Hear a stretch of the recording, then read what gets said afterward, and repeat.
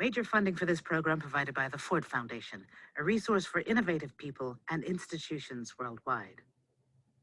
And the Corporation for Public Broadcasting. Additional funding provided by these funders.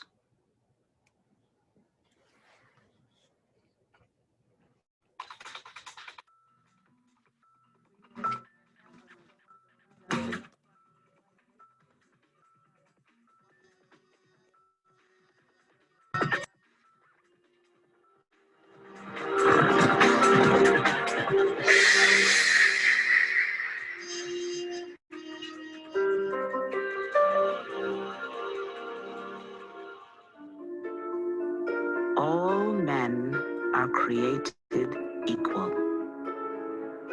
All men are created equal. It's the lofty and revolutionary ideal at America's core.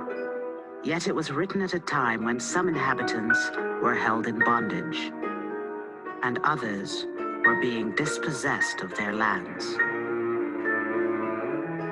How did American society justify unequal treatment based on skin color and national origins? How did it reconcile that contradiction? America created a story of race. Race was never just a matter of how you look. It's about how people assign meaning to how you look. We have the idea that it's somewhere written in stone that there are these fundamental differences between human beings. We don't realize that race is an idea that evolves over time, that it has a history, that it is constructed by a society to further certain political and economic goals. Created over 4 centuries, race has become a powerful and enduring narrative. Moments in America's past reveal how this idea took hold and became the lens through which we view our world.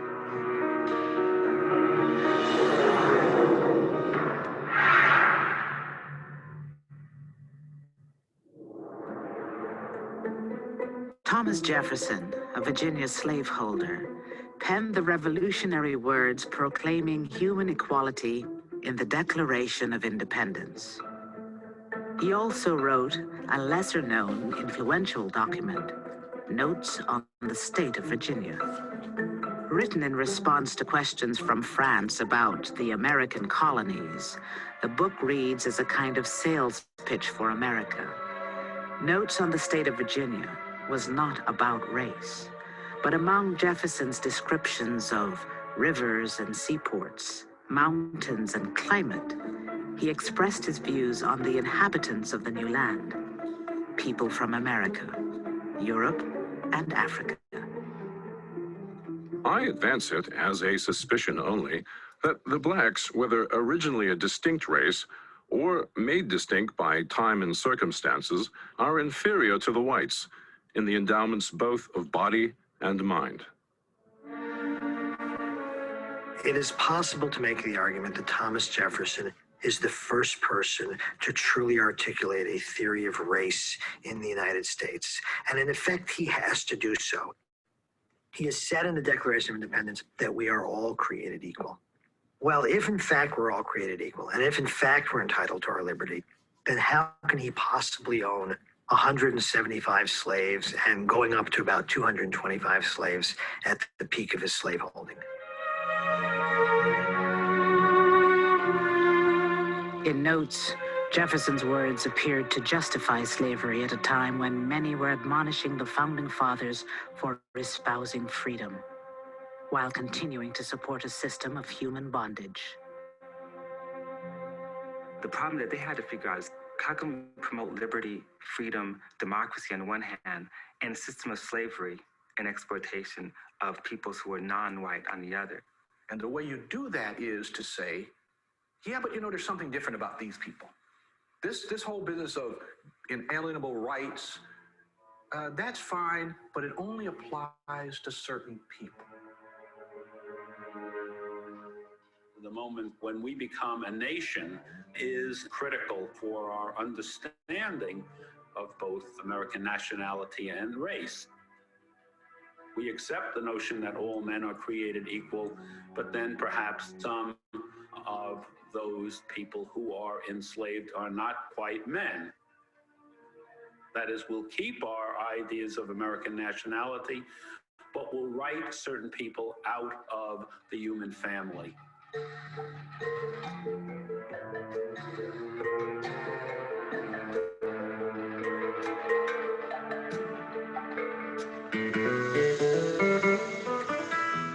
The suspicions of black racial inferiority raised by Jefferson had evolved over time, shaped in part by an intense need for labor in the American colonies.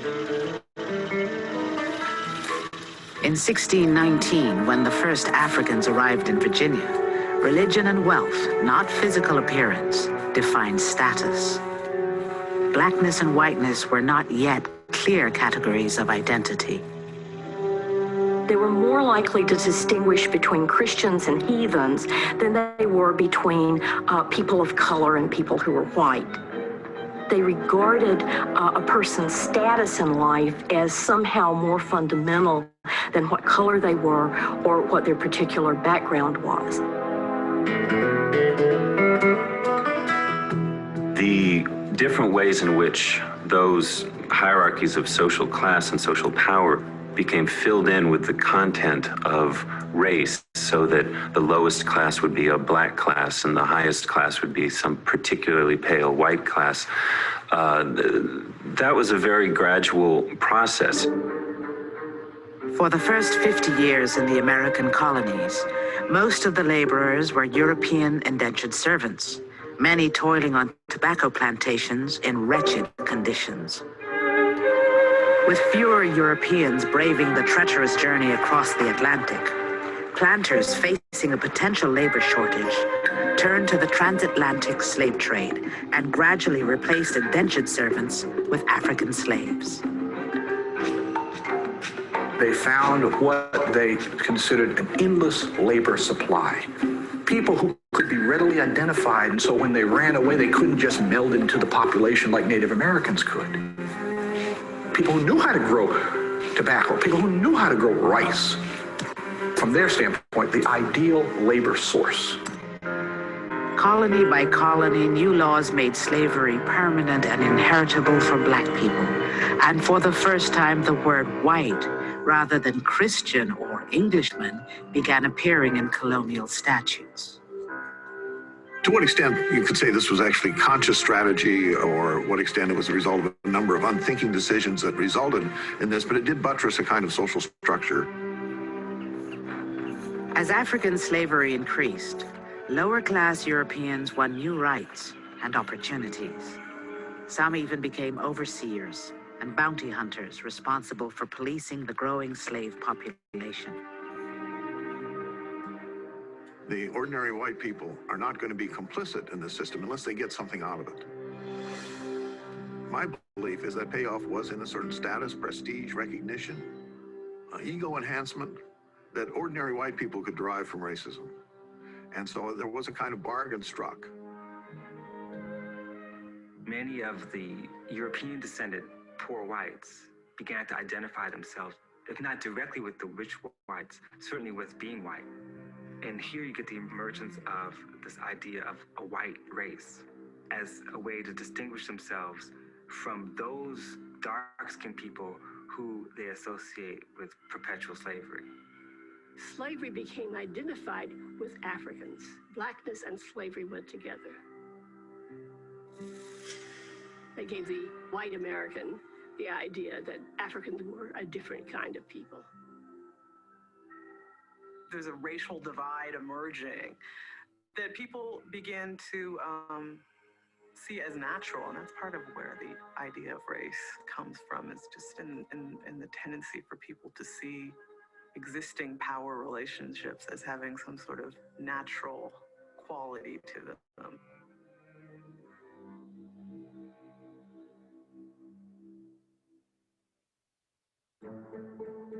By the time time Jefferson sat down to write Notes on the State of Virginia in 1781, a plantation economy dependent on slavery was deeply entrenched. Slavery had become so widespread that to many whites it seemed the natural state for Black people. But when Jefferson turned his attention to Indians in Notes, what appeared natural about them was their status as a free people, brave warriors protecting their lands. This led Jefferson to suspect that Indians were not much different from Europeans. Their vivacity and activity of mind is equal to ours in the same situation. We shall probably find that they're formed in mind, as well as in body, on the same module with the Homo sapiens europaeus. The original view of the Indians was that they were naturally white people and they looked slightly brown because of exposure to the sun and because of the way they treated their skin. Jefferson felt that, among many people at that time, felt that the Indians were good human material, and the problem with them was not race but culture. That the Indians were savages, but they could be civilized. Jefferson and his contemporaries were also influenced by European Enlightenment thinkers who believed that education and environment could improve people.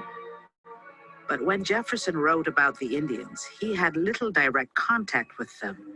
Most Virginia tribes had been pushed west or killed off by war and European diseases. Those in direct conflict with the Indians, those who were crossing the mountains to Kentucky or Tennessee, didn't think of the Indians in an Enlightenment view. They thought of Indians as savages who were trying to destroy peaceful settlers coming in and thought they should be driven out or exterminated.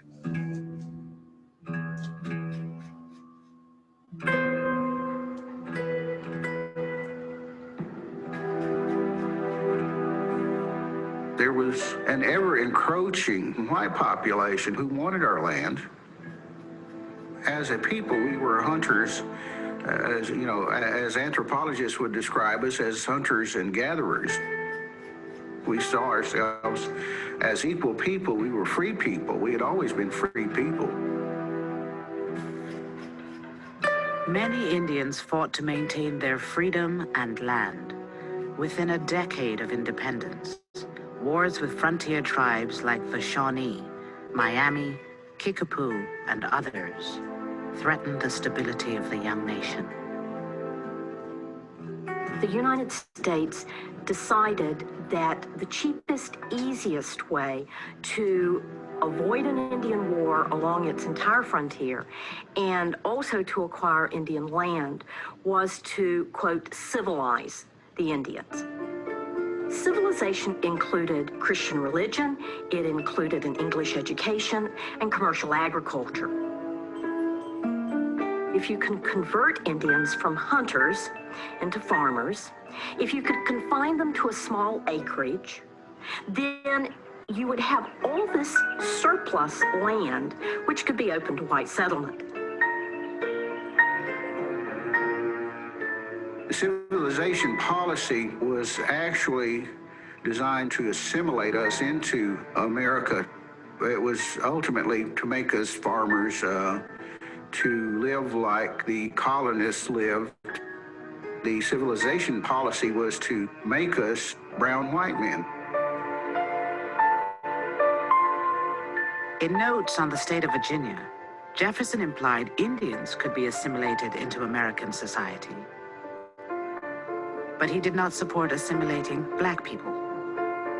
He wrote of deep-rooted prejudices entertained by the whites and of physical and moral differences separating the groups.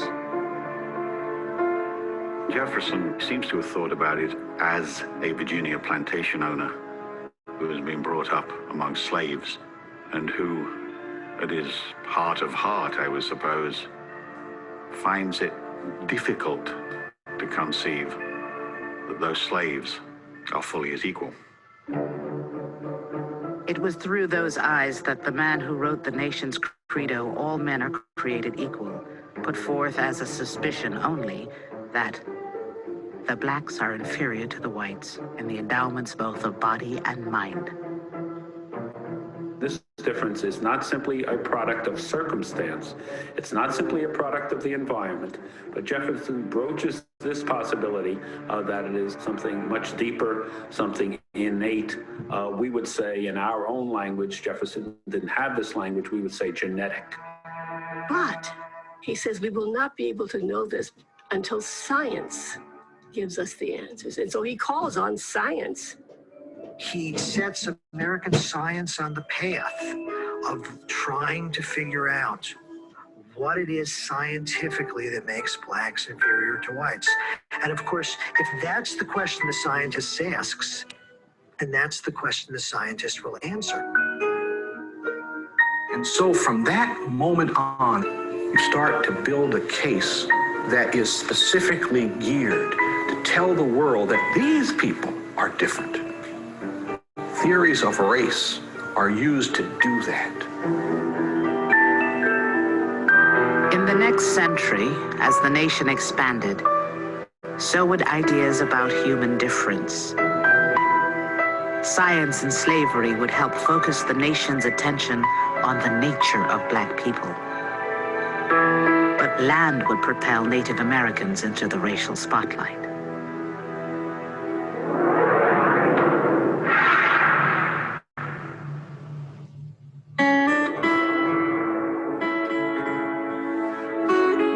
Rising nation spread over a wide and fruitful land, traversing all the seas with the rich productions of their industry, advancing rapidly to destinies beyond the reach of mortal eye. The hopes expressed by Jefferson in his first inaugural address were partially realized 2 years later in 1803, when the United States purchased the Louisiana Territory from France, doubling the size of the country.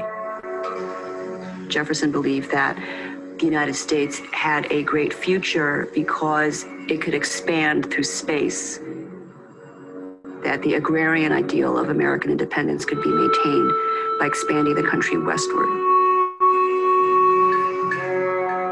Obviously, there are very big problems with this.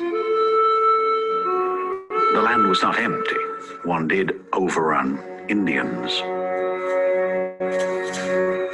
At the time of the Louisiana Purchase, dozens of Indian tribes populated the vast new territory west of the Mississippi, and some Indian nations, like the Cherokee, still owned massive tracts of land in the southeast. Indians in the South lived in the region in which wealth was very firmly grounded in land.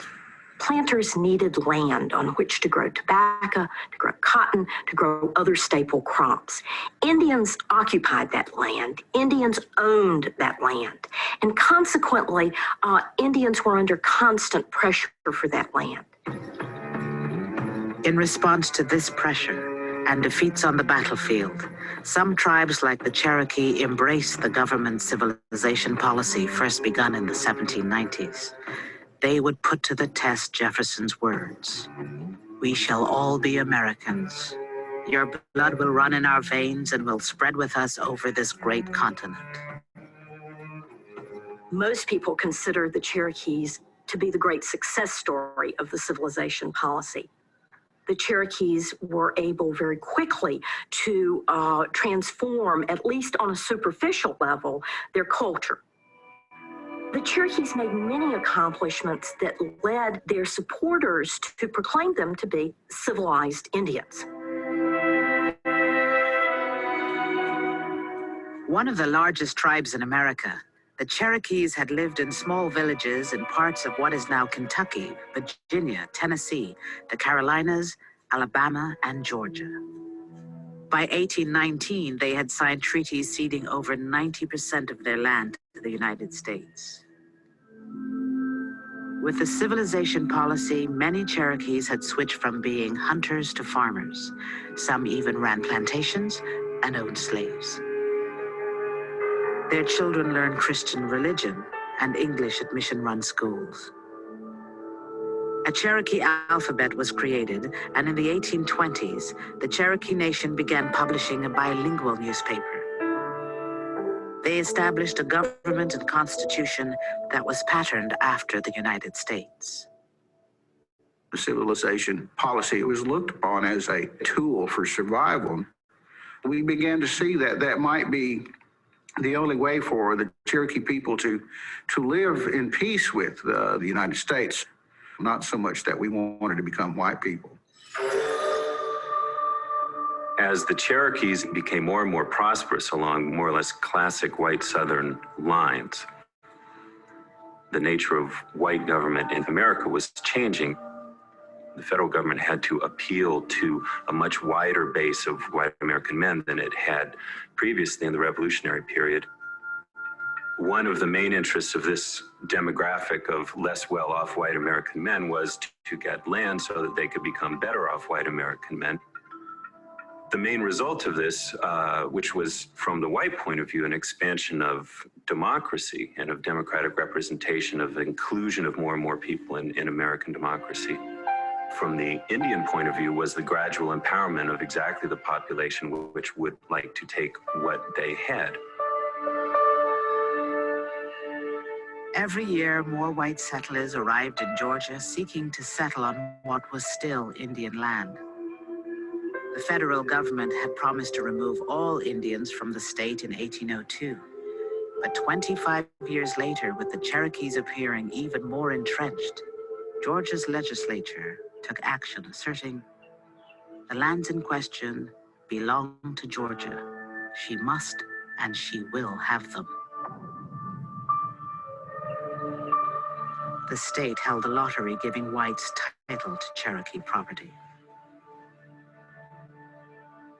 Whites invaded their land, they killed people, they stole their property, they forced them out of their houses. Cherokees were really being pressed from all sides, it seemed.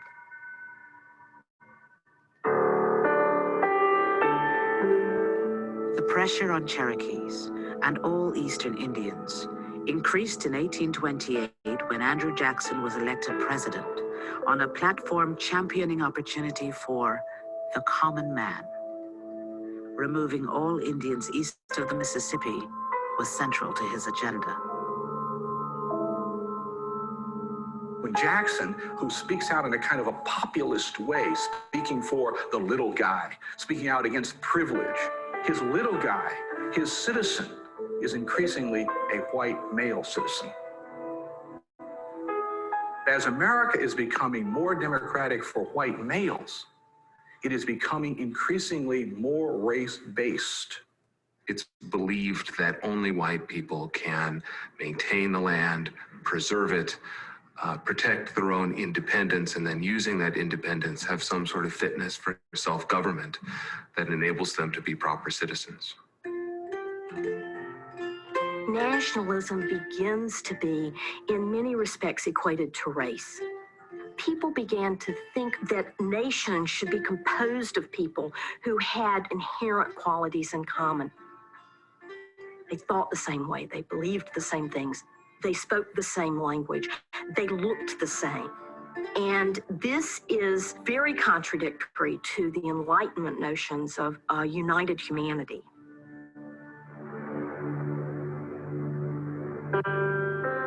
The conflict between Indian removal and America's founding ideals surfaced during bitter national debates. In a 3-day speech to his fellow congressmen, New Jersey Senator Frayling Heisen asked, "If we abandon these aboriginal proprietors of our soil, how shall we justify it to our country? How shall we justify this trespass to ourselves?" But Michigan Territory Governor Lewis Cass provided a justification, one that used race to focus on the nature of Indians, rather than the morality of their removal. They have resisted every effort to ameliorate their situation. There must then be an inherent difficulty arising from the institutions, character, and condition of the Indians themselves.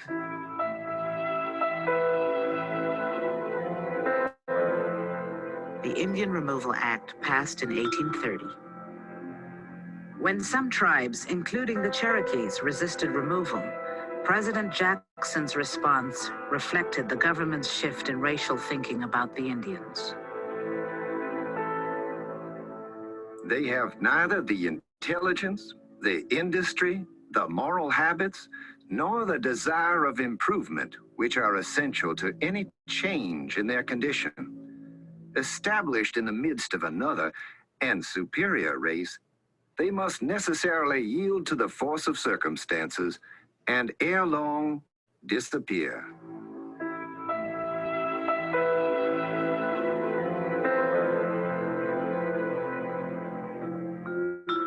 The Cherokees felt betrayed that we were considered savages. Jackson is remembered among Cherokees as someone to be vilified. The identity of being Indian, or in this case of being Cherokee, which they had been told for decades to abandon as part of the past, as part of paganism, as a relic of primitive times, they were now told was inherent in them and that they should in some way embrace it. They should not become like white people. They should preserve themselves as Indians, and not only that, they should preserve themselves as Indians a very long way away.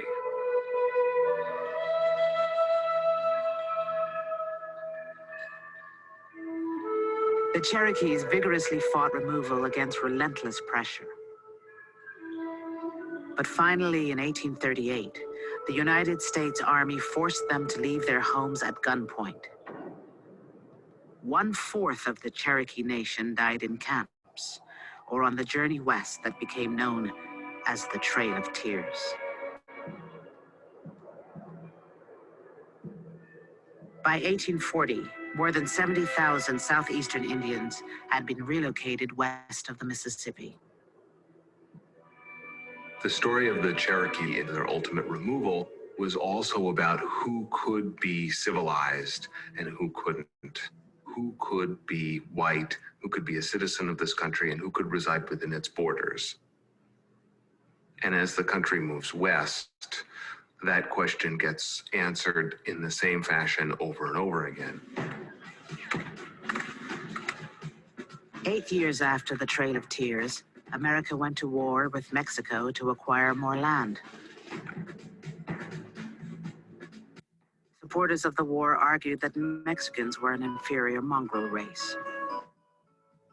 A popular guide for homesteaders described them as mere Indians, barbarous savages, who intend to hold this delightful region against the civilized world.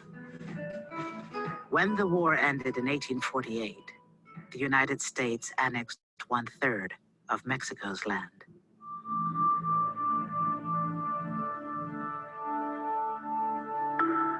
Most white Americans really believed the West was for them and for them alone. But this was part of a whole philosophy of manifest destiny, of what impelled westward expansion throughout the middle part of the 19th century. There's this idea that the West belonged to white Americans.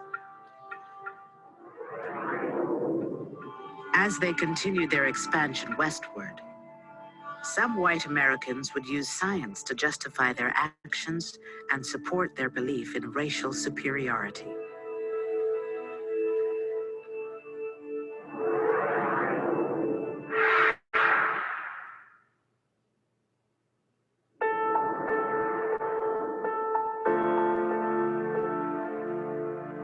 During the 19th century, there were lots of public lectures on the races of man.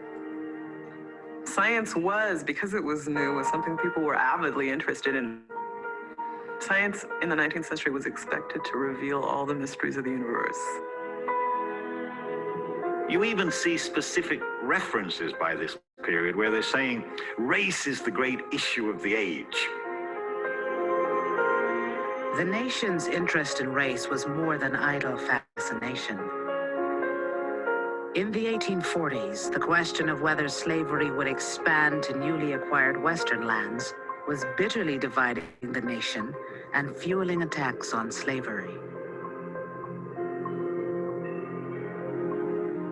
There was significant momentum toward towards the abolition of racial slavery. But there were also very strong countervailing trends. And in the end, this created an enormous tension within white society because it was caught in this contradiction that was inescapable. As people begin to oppose slavery, the whole question of what the difference between the races is and what the status of Black people should be becomes more debated. In the context of this debate over slavery versus anti-slavery, ideas about race really flesh out. In 1846, 5,000 people gathered in Boston to hear The Plan of Creation in the Animal Kingdom, the first American lecture by renowned Swiss naturalist Louis Agassiz. His methods valued observation over speculation. Agassiz was quickly pulled into the scientific question of the day. Are all people, no matter their physical features, members of the same or different species? It's a debate between people who look at the book of Genesis and see what they call a single creation. God created Adam and Eve. And scientists who say, well, actually, these races couldn't possibly have come from the same place. There must be different and separate creations. Agassiz arrived in America, supporting the theory that all humans were united in a single creation. But he soon began to rethink his position after meeting one of America's most distinguished scientists, Samuel Morton. A Philadelphia physician, Morton owned the world's largest collection of human skulls and had written 2 influential books documenting what he claimed were innate differences among humans. One focused on American Indians. The foundation work was a work called Crania Americana, in which he argued that he was using purely scientific methods to investigate the question of skull size, skull capacity, which had implications for brain size, which he thought was vital in how races progressed.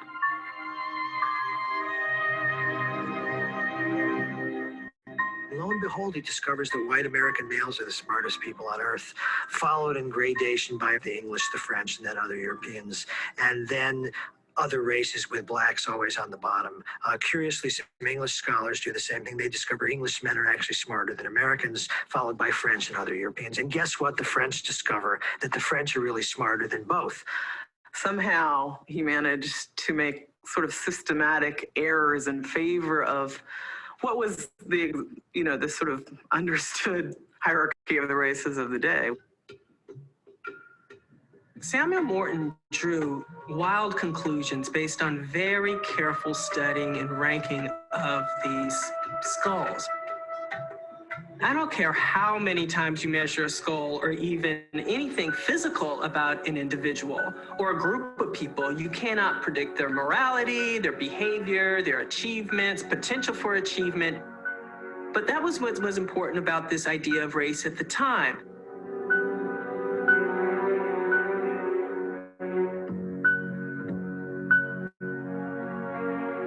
Southerners were actually delighted at what the scientists were doing.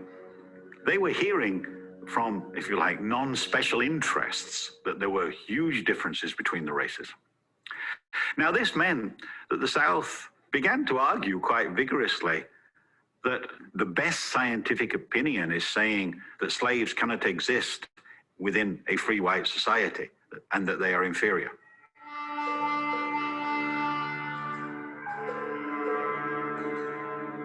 The ultimate defense of slavery is a racial defense.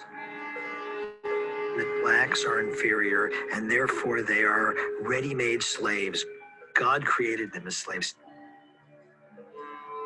Why all this rant about Negro equality, asked John Campbell in his book Negromania, seeing that neither nature or nature's God ever established any such equality?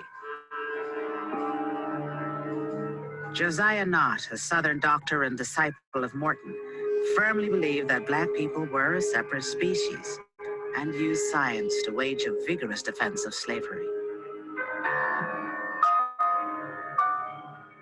though he was a good doctor, I mean, for the period, and well regarded as an expert on yellow fever, he immediately starts to show from his very first writings that when he writes about race, he throws off really any scientific realism at all and writes from his prejudices. It seems so exaggerated. It looks like the publication you'd get on a sort of a dirty little leaflet that some fringe organization has published, and yet it's accepted scientific fact for a time. As these ideas took hold, pro-slavery advocates argued that the enslavement of Black people did not violate the democratic spirit of America, because Jefferson's term, all men, did not scientifically include Black people.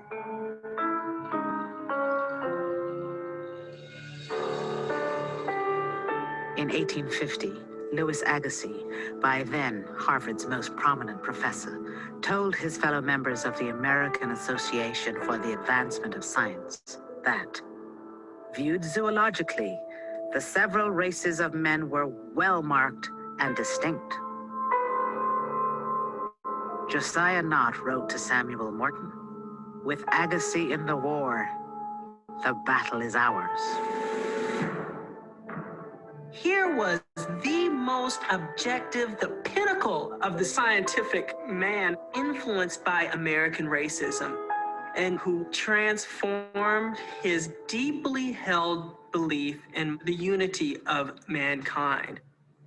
I think that says more than anything else that the power of the ideology of race can change people's minds. 3 years later, Agassiz contributed a chapter to a forthcoming book, co-authored by Nott. The 738-page Types of Mankind was greatly anticipated. It pre-sold its entire first edition. Types of Mankind was tremendously influential. It was the first time that scientists pulled together all of the research that justified the argument that African Americans, Native Americans, Asians, etc., were different species. Nations and races, like individuals, have each an especial destiny. Some are born to rule, and others to be ruled. And such has ever been the history of mankind. No two distinctly marked races can dwell together on equal terms.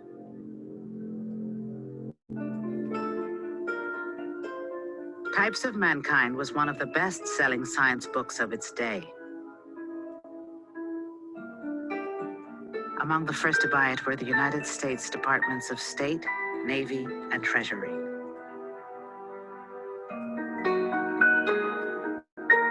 Science and the politicians and popular opinion weld together in a way that is extremely useful for both.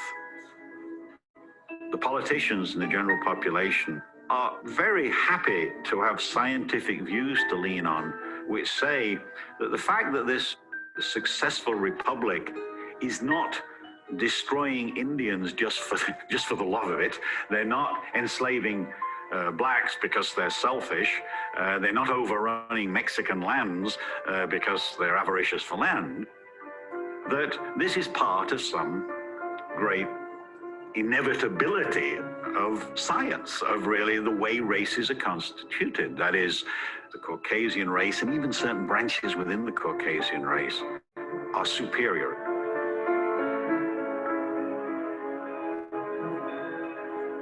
It's a way of sort of naturalizing a social structure which everyone understood and clearly saw that the quote unquote the Negro, or in other regions of the country, the Native American or the Chinese, were at the bottom of the social and political hierarchy. And if you can say that they are fundamentally biologically different, then they should be.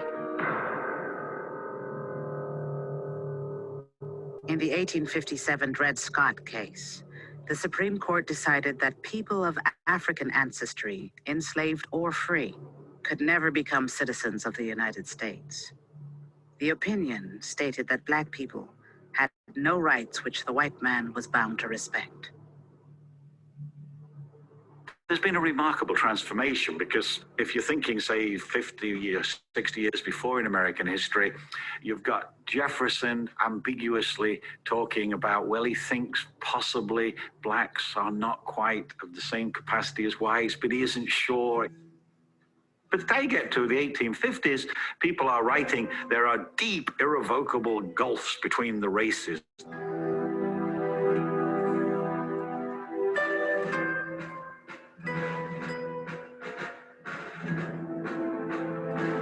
The conflict over slavery led the nation to war.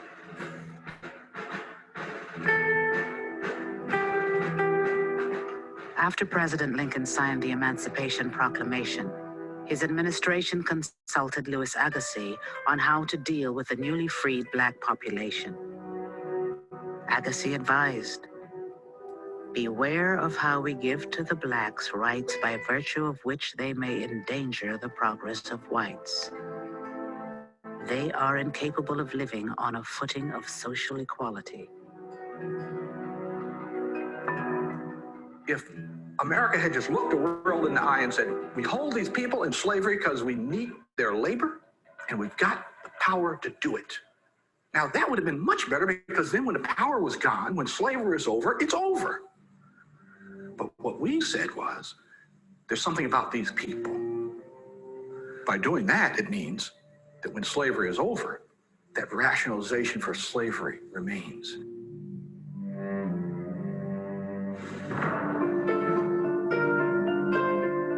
In the late 19th century, as the United States expanded beyond its continental borders, ideas of racial difference would become widely accepted at home and help define a new role for America abroad.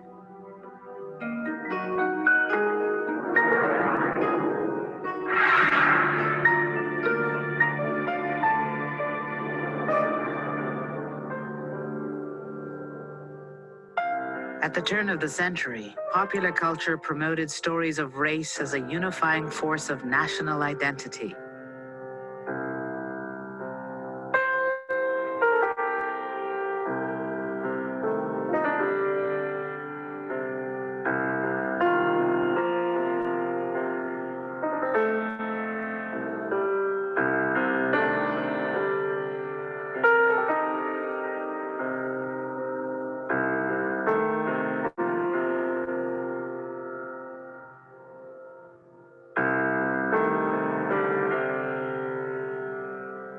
Race was a common topic in the new monthly magazines.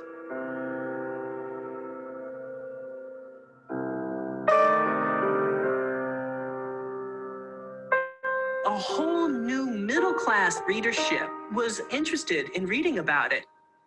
They had people from the House of Representatives, Supreme Court justices, experts, scientists writing in these magazines, purporting their particular visions and views on the so-called race question, the Indian question, the Negro question. People consumed it without even understanding the science that went behind it, that, hey, if this expert's talking about race in the North American Review, it must be correct.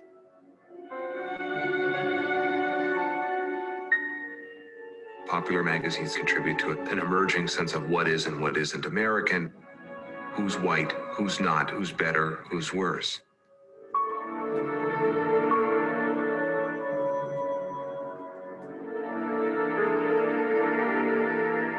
The unifying principle is a principle of white supremacy. It's a principle of shared racial identity. And if you are white, or if you can be made to identify with whiteness, you are going to be considered to be in. And that line of whiteness cuts across class lines and provides a way to unify Americans on the basis of race. All through the late 19th century, there is this constant message hammered at poor white people. You may be poor. You may have miserable lives right now, but the thing that's most important, the thing we want you to focus on, is the fact that you're white.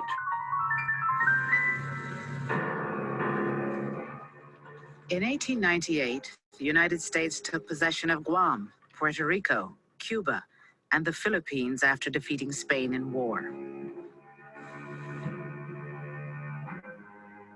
When McClure's magazine published the poem, The White Man's Burden, Americans seized on the phrase that embodied the country's new role as a world power. Rudyard Kipling's poem was a rallying cry for empire and a racial justification to send American troops across the Pacific to put down the Filipino rebels fighting for independence from the U.S. Take up the white man's burden. Send forth the best ye breed. Go, bind your sons to exile, to serve your captives' need, to wait in heavy harness on fluttered folk and wild, your new-caught sullen peoples, half devil and half child. Kipling wrote the poem to try to encourage the United States to annex the Philippines.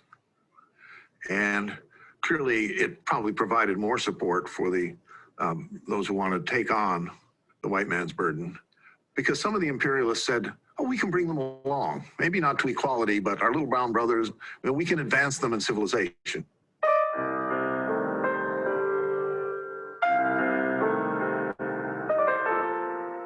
Even advertising took up the phrase. Pear's soap claimed to be a potent factor in brightening the dark corners of the earth as civilization advances.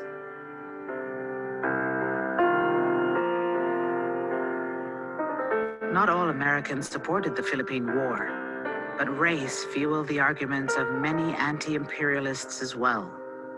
One Southern senator declared, "We of the South have borne this white man's burden of a colored race in our midst since their emancipation and before. It was a burden on our manhood and our ideas of liberty before they were emancipated. It is still a burden." If you look at the way Filipinos are represented, they are represented not as Filipinos. Some Filipinos are portrayed as being akin to African Americans. Some are portrayed as being akin to Native Americans. Use of the imagery of African Americans and Native Americans would have been important because these were familiar peoples. Their faults were familiar to the citizens of the Republic. At the end of the 19th century, race is a kind of integrated totality. It embodied these sort of cultural, linguistic, psychological, moral, and biological characteristics into the concept itself. The concept is quite rich. It carries all these kinds of connotations. There's not a gap between what the regular person on the street understands about race and what scientists or anthropologists or social scientists think about race. America crushed the Filipino independence movement, and the Philippines became a U.S. territory. The United States gained a strategic port in the Pacific and began a campaign to civilize another set of natives. America entered the 20th century as the world's most prosperous nation and newest empire.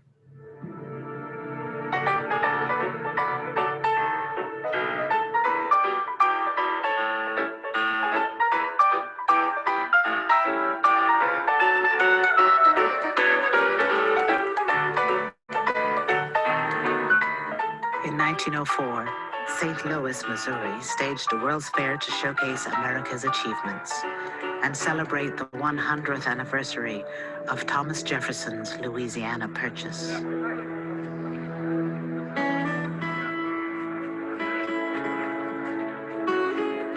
The 1904 World's Fair was America's triumph of civilization, imperialism, and a new century. It was filled with hope and optimism. The organizers wanted to show America's unbridled progress.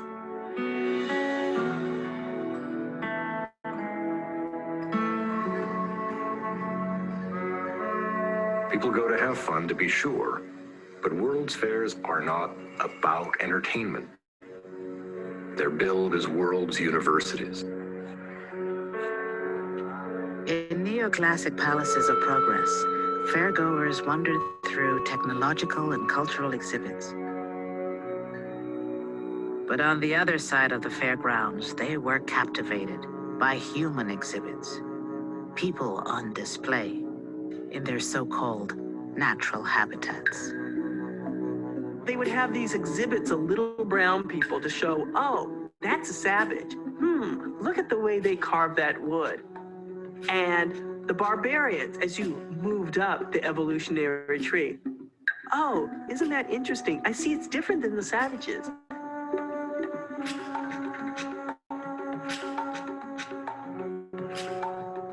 Fairgoers see an enormous number of people who perhaps they've only read about, maybe even never heard about. But here they are, living blood, there to be seen. World's Fairs are very adept at organizing categories of human beings on this continuum, from savagery to civilization. One fair organizer described it as a practical illustration of the best way of bearing the white man's burden. On display for all to see were the subjugated people of America's recent past. An exhibit titled Old Plantation served up a bucolic view of slave life. And Geronimo, the legendary and recently defeated Apache warrior, signed autograph for a fee. Here of not only American Indians put on display as a kind of vanquished people, but you also have at the fair a direct link made between Manifest Destiny on the home front and America's burgeoning drive to expand overseas. The Philippine Exposition was one of the largest and most popular exhibits. Created to demonstrate the benefits of America's civilizing presence, the exhibit gave Americans a chance to see the people they recently conquered.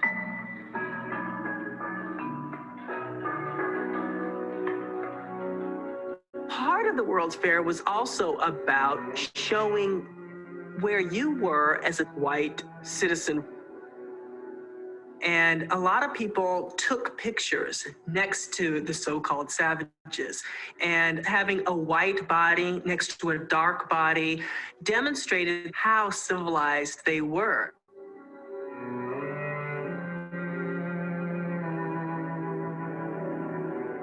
Nearly 20 million visitors to the fair received an object lesson that connected an understanding of race to a vision of America's future.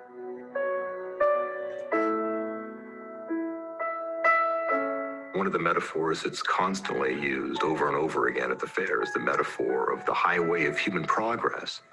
Who's in the fast lane? Are you part of this advancing order of Caucasians, or are you somebody else, somebody other?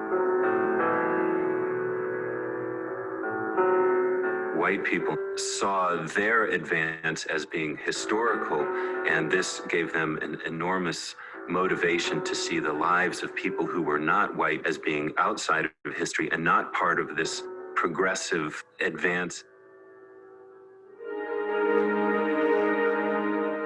Most Americans believed that race was one of the most important parts of national life. That race mattered because it guaranteed this country a future in the history of the world. The United States would rise towards glory, towards history, towards its destiny. After 6 months, the St. Louis World's Fair closed on December 1st, 1904. Its grand exhibit halls demolished soon after. But race, a story first told to rationalize deep social divisions in a society that proclaimed its belief in equality, would be carried forward into the 20th century and beyond.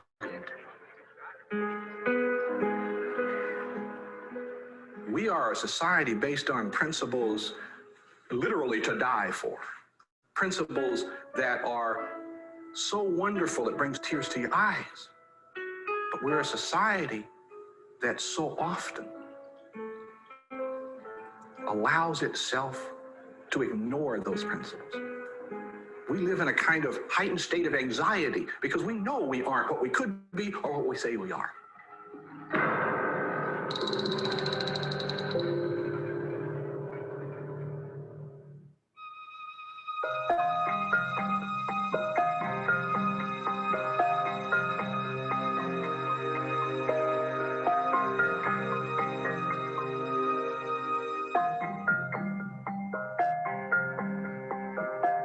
How do we continue to create race today?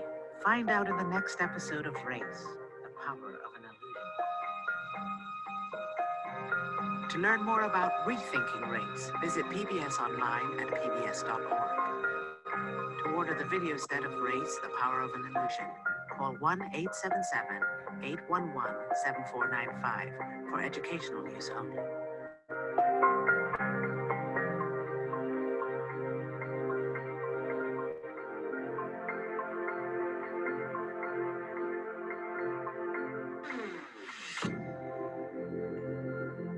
Major funding for this program provided by the Ford Foundation, a resource for innovative people and institutions worldwide, and the Corporation for Public Broadcasting. Additional funding provided by these funders.